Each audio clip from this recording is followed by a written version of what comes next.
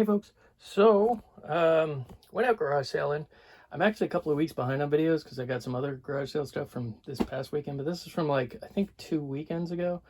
Um, there wasn't much out there at all, except I got lucky and came across two sales that happen to have records. Actually, one hid the records out with the turntable, and then the other I asked, and he's like, "I think I got a box somewhere."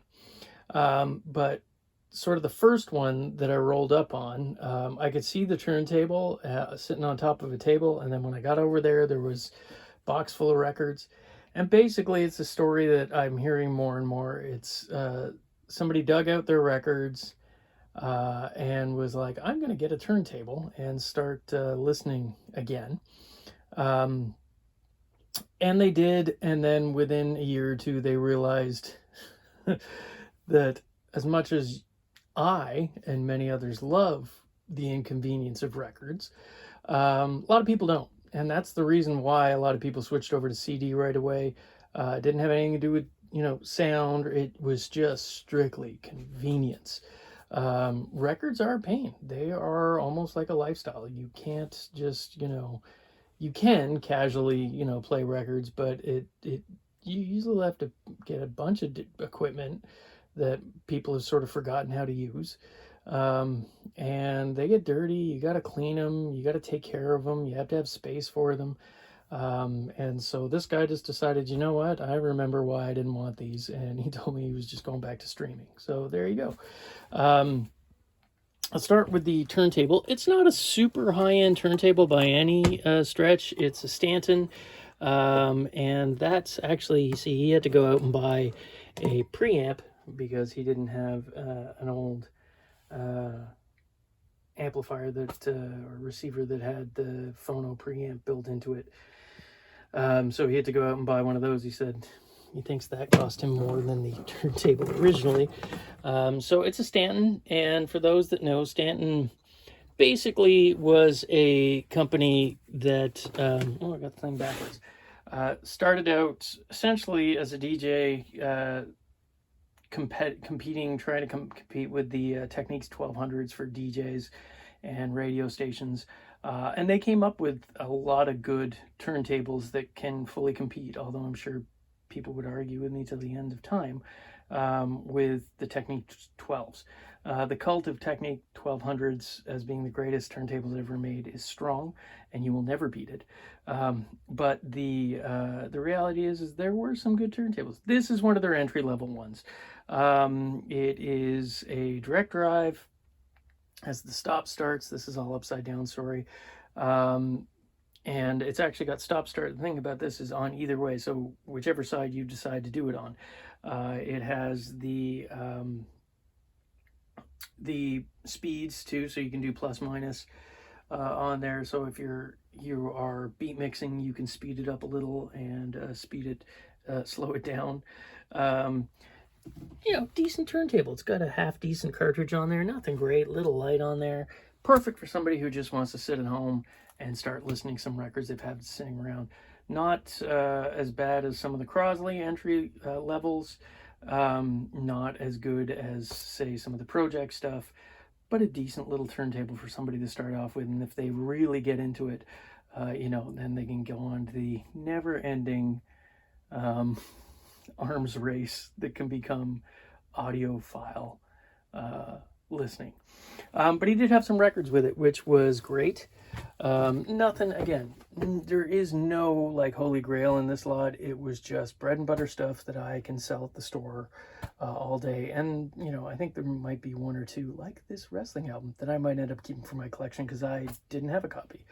So we'll start with that. Yeah, the wrestling album. It's pretty much what it is. It's amazing.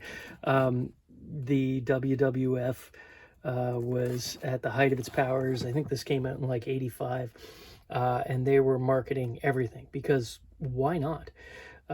So yeah, you've got all the major guys on there. Although, you know what? I don't see Hogan. Oh, there he is. Yeah, down there. And there's things like, the Hulk Hogan's theme, Real American, Tutti Frutti, Land of a Thousand dances.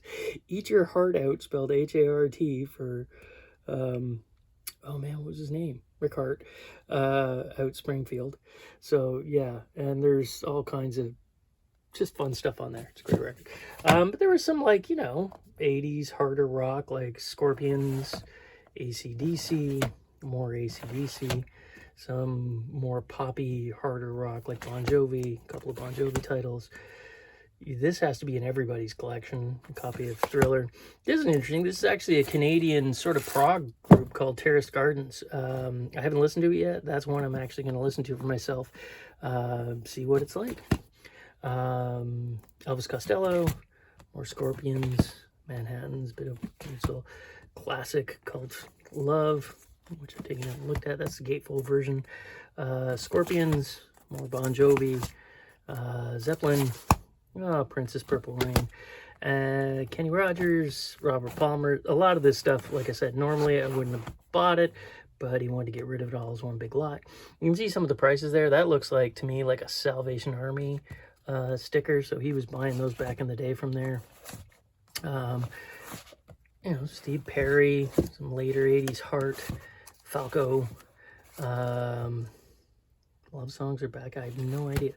Aldo Nova's Canadian, Eddie and the Cruisers, Billy Idol Rebel Yell, Toto, Bad Company, Bob Seger. You guys can read this. I'm just going to kind of flip through them all there. But yeah, just basically the bread and butter things that when people are starting out their record collections or revisiting their record collections and they lost these or got them stolen, they are here, and they move. You don't, there's not a lot of big dollar records in there by any stretch, any rare dollar ones. Although the wrestling one, actually, I was surprised at how much it goes for on Discogs. But yeah, just basically bread and butter stuff. I think between the two, I might have paid maybe $100 for the turntable and the stack of records is what I think he was asking. I'm sure I could have ground him down, but what's the point? Like, I'm going to make money out of it. He's happy with the deal. There's just no point going for it. So I went through about 15 garage sales and got nothing. But at every garage sale, as I've said, I always ask, hey, do you have any records or old toys or all the stuff that I buy and sell and collect? And so I ended up asking one guy, because 90% of the time now, this is the difference between, let's say, even 5 years ago and now. I get up at 6:30. I'm usually at my first garage sale by 7 o'clock. Yeah, I'm one of those a-hole early bird guys. And I get there now and ask, hey, do you have any old records? They're like, you're the fourth person to ask me. And I'm like, it's literally 6:45. Like, 4 other guys are out there now hustling for records. It was never like that. It just, like I say, even 5 years ago, I was probably the only one who had the stones to actually ask, do you have any records if there weren't any out? People were out looking, they buy them if they see them, but actively looking now, it has changed. Everybody wants them. But this guy had said, yeah, somebody asked me before, and I said I would give him a call and get him out. He's like, but I'll just go get him, because honestly, he's like, I'll probably never call the guy. And I'm like, okay. Again, nothing killer in here, but just bread and butter stuff that people are starting. They want to start their record collections out. This is what they're buying. The advanced collector would probably pass over most of these in my store all day long, but they'll sell. So the Police, Greatest Hits, Ghostbusters. That's such a good cover. Oh man, I love that cover. Ghostbusters soundtrack. Supertramp, Simon and Garfunkel, more Supertramp. That's a great album. I mean, you gotta love the Doors, LA Woman. Wings, Greatest Hits, Alan Parsons. That's fun too. Disney's Fantasia. A little bit of Canadian sort of proggy-ish. Klaatu, Supertramp, Shutdown. I don't know if I actually have this. I gotta try to see if I do. It's on the Capitol Rainbow label. I checked. It wasn't, usually they're all beat, but here's the thing. 60s mono pressings, even if they're beat, and if you're getting them for like a couple of bucks, just buy them, because worst case scenario, you can always redonate them. The 60s ones I always find tend to play through really nicely, even if they look pretty beat up. So yeah, even if I don't have this, it's worth, it'll probably go into my collection. Saturday Night Fever, Blues Brothers, more Supertramp, more Klaatu, Genesis, and no jacket required, which everybody seems to... Oh, wait, well, let's go find that. Oh, face value and another Genesis. Yeah, it's nothing crazy on there, but I don't know, there's what, say 75 records, and I think I was only paying, I don't know, I think the guy wanted $3 a record across the board on those, and a turntable, which people are always asking me for, and I have a stack of them, but I'm just lazy and don't get around to testing them. This one, he's like, I was using it like 2 weeks ago, it was working fine, and I fully believe that it, as soon as I plug it in, it'll fire up. Plus, you get the preamp too, which makes it easier because a lot of people come in here who are just starting out, especially young kids, don't understand how the old, receivers worked. They had to have their own preamp in the phono stage, and they don't want to bother with that.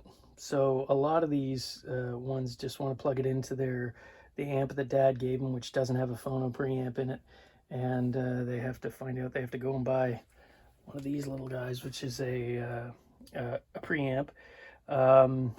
And this isn't a 2-1 or anything special like that. Again, it's just for the entry-level type stuff. So yeah, pretty happy with that. If you guys have any comments about Stanton's quality, feel free to vent, because I'm sure I could start an argument about Stanton and Technics 12s. I have used both throughout my life. I was a radio DJ for a while, and I did a little bit of club work too with my friend Jake Stout, and yeah, mostly it was 12s in all those cases. So yeah, if you guys want to hit that subscribe button, that would be great. If you like this kind of stuff, because I've got more videos coming down, because I just got some more records, and I've got some more toys videos that I've got to do too, that I've been picking up lately and falling behind on. So yeah, hope you all are able to find some stuff out on the garage sale trail, and we'll talk to you next time. Bye.